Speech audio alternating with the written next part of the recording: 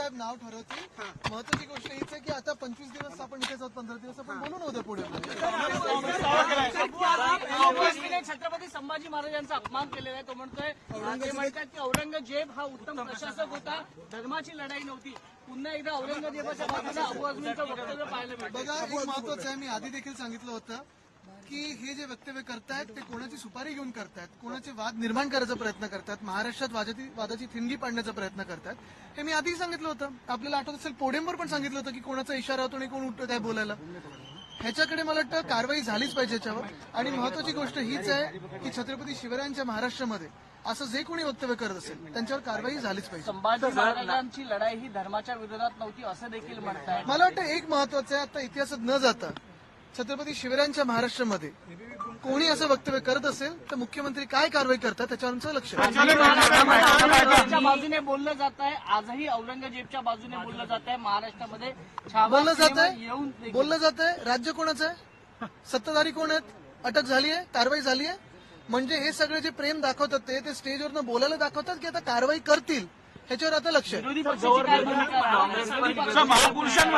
आम्ही मागच्या वेळी देखील सांगितलं होतं जे चुकतील त्याच्यावर कारवाई झालीच पाहिजे. आणि मागच्या वेळी पण हे मी पोडियमवर बोललो असताना हाच विषय समोर आला होता. या विषयाकडे वेगळा कायदा आला पाहिजे अशी मागणी होते.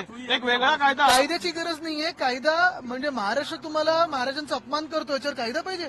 आता ते सोलापूरकर बोलले त्यांच्यावर कारवाई होणार आहे, ते कोरटकर की कोण बोलले त्यांच्यावर कारवाई होणार आहे.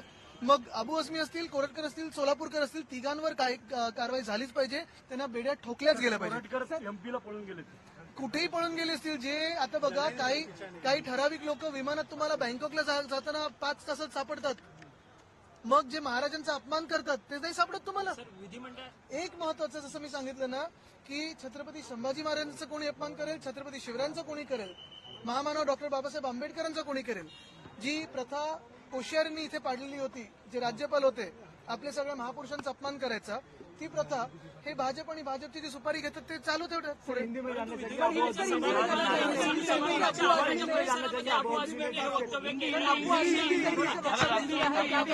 अध्यक्ष असतील, मुख्यमंत्री असतील, त्यांनी कारवाई केलीच पाहिजे. सर, अबू आजमी जिस तरीके से वक्तव्य किया है महाराष्ट्र को लेकर क्या कहना चाहेंगे? पिछले कई सालों से अगर आप देखें तो राज्यपाल कोश्यारी साहब से लेके अभी अबू आजमी तक ये सारे लोग एक प्रथा यहाँ चलाते आए जो हमारे महापुरुषों का अपमान करते आए.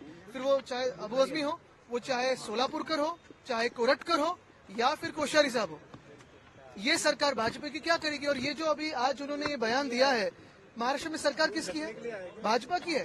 तो क्या भाजपा का प्यार सिर्फ बयानों के लिए, बयानबाजी के लिए है कि अभी उनपे कोई एक्शन होगी? ये 3 लोगों पे, सिर्फ अबू आजमी नहीं. अबू आजमी तो है ही, लेकिन उतना ही गंदा स्टेटमेंट सोलापुरकर ने किया है, कोरटकर ने किया है. तीनों को सजा मिलनी चाहिए, तीनों को अरेस्ट करना चाहिए, तीनों की परेड निकालनी चाहिए. गवर्नर का जिस तरह से सीमावाद को लेकर एक भाषण चला, यही बात है. अगर ये हमारी सरकार होती तो किसी की हिम्मत नहीं होती. लेकिन भाजपा की सरकार है. भाजपा ने जो प्रथा शुरू की थी कोश्यारी साहब ने, वही आज अबू आजमी उसी विचारधारा को लेके आगे जा रहे हैं. सर सीमावाद को लेकर जिस तरह से गवर्नर का भाषण था, किस तरह से देखते हो? नहीं, देखिए, आज गवर्नर साहब का भाषण था.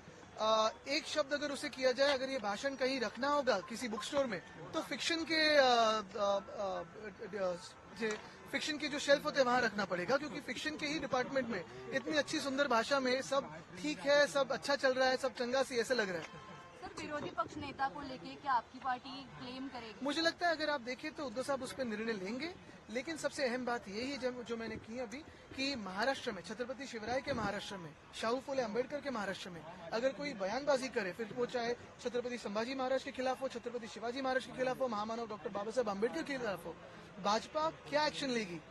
सरकार तो उनके हाथों में, तो क्या एक्शन लेगी इस पे हमारी सारी निगाह है. नाना पटोले क्लेम केलं विधान परिषदेवरती. मी कुठच्याही त्यांच्या अंतर्गत विषयात जाणार नाही. विधान परिषदेचे आता विरोधी पक्षनेते अंबादास दानवे साहेब आहेत आणि खालच्या हाऊसमध्ये देखील आम्ही चर्चा करून आणि उद्धव साहेब जे नाव ठरवतील त्याच्यावर पुढे मला